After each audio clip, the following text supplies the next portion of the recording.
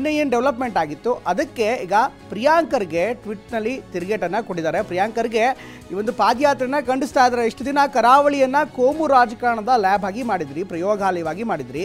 ಈಗ ಪ್ರಯೋಗಶಾಲೆಯನ್ನಾಗಿ ಮಾಡಿಕೊಂಡಿದ್ದಂಥ BJP RSS ಅಂದರೆ ಕರಾವಳಿಯ ಪ್ರಯೋಗಶಾಲೆ ಆಗಿತ್ತು. ಕರಾವಳಿ ಅನ್ನೋದು BJPಯ ಪ್ರಯೋಗಶಾಲೆ ಆಗಿತ್ತು. ಮಂಡ್ಯದಲ್ಲೀಗ ತಮ್ಮ ಪ್ರಯೋಗ ಆರಂಭಿಸಿದೆ ಅಂತ ನೇರವಾಗಿ BJP ಮತ್ತು RSSನ ಟಾರ್ಗೆಟ್ ಮಾಡ್ತಿದ್ದಾರೆ. ಸಮಾಜ ಶಾಂತಿ ಆಗಿದ್ದರೆ BJPಗೆ ತಿಂದ ಅನ್ನ ಕರಗೋದಿಲ್ಲ, ಮಂಡ್ಯದಲ್ಲಿ ಬೆಂಕಿ ಹತ್ತಿಸಿ ರಾಜಕಾರಣ ಮಾಡ್ತಾ ಇದೆ ಅನ್ನುವಂಥ ಮಾತನ್ನು ಈಗ ಪ್ರಿಯಾಂಕ್ ಖರ್ಗೆ ಅವರು ಹೇಳ್ತಾ ಇದ್ದಾರೆ. ಟ್ವೀಟ್ ಮೂಲಕ ಕಿಡಿಕಾರಿದ್ದಾರೆ. ಪ್ರಿಯಾಂಕ್ ಖರ್ಗೆ ಅವರ ಟ್ವೀಟನ್ನು ನೀವು ನೋಡ್ತಾ ಇದ್ದಾರೆ. ಮಂಡ್ಯದಲ್ಲಿ ಬೆಂಕಿ ಹತ್ತಿಸಿ ರಾಜಕೀಯದ ಚಳಿ ಕಾಯಿಸಿಕೊಳ್ತಾ ಇರುವಂಥ BJP ನಾಯಕರು ಅತ್ಯಂತ ಕೀಳು ಮಟ್ಟಕ್ಕೆ ಇಳಿದಿದ್ದಾರೆ ಅಂತ ಆರೋಪ ಮಾಡ್ತಿದ್ದಾರೆ.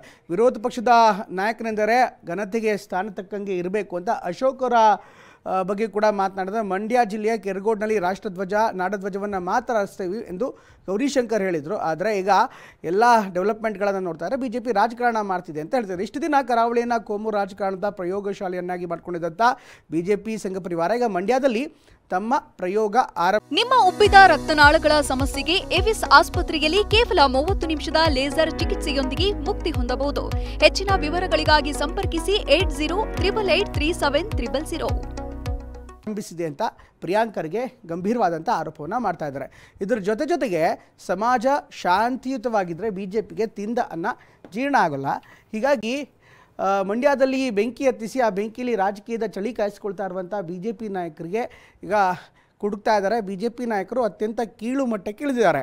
ವಿರೋಧ ಪಕ್ಷದ ನಾಯಕರೆಂದರೆ ಘನತೆಯುಕ್ತ ಸ್ಥಾನ, ಆ ಸ್ಥಾನದ ಗೌರವವನ್ನು ಮಣ್ಣು ಪಾಲು ಮಾಡುತ್ತಿರುವ ಅಶೋಕ್ ಹಾಗೂ BY ವಿಜಯೇಂದ್ರ ಅವರೇ, ನಿಮ್ಮ ಗಮನಕ್ಕೆ ಕೆಲ ವಿಚಾರಗಳು ಅಂತ ಒಂದಿಷ್ಟು ಮಾಹಿತಿಗಳನ್ನು ಕೂಡ ಹಾಕಿದ್ದಾರೆ.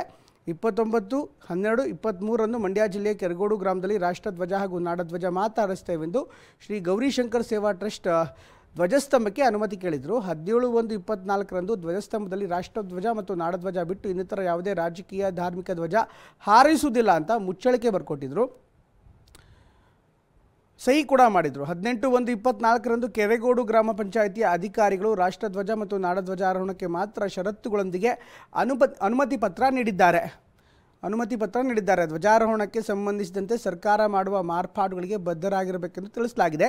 ಯಾವುದೇ ಗಲಭೆಗಳಿಗೆ ಅವಕಾಶ ಮಾಡಿಕೊಡದಂತೆ ಷರತ್ತು ವಿಧಿಸಲಾಗಿದೆ. ಧ್ವಜಾರೋಹಣ ಮಾಡುವ 6-7 ದಿನ ಮುಂಚಿತವಾಗಿ ಗ್ರಾಮ ಪಂಚಾಯಿತಿ ಹಾಗೂ ಪೊಲೀಸರಿಗೆ ತಿಳಿಸುವಂತೆ ಸೂಚಿಸಲಾಗಿದೆ ಅಂತ ಈಗ ಅವರು ಇಷ್ಟುದ್ದ ಟ್ವೀಟ್ ಮಾಡಿದ್ದಾರೆ.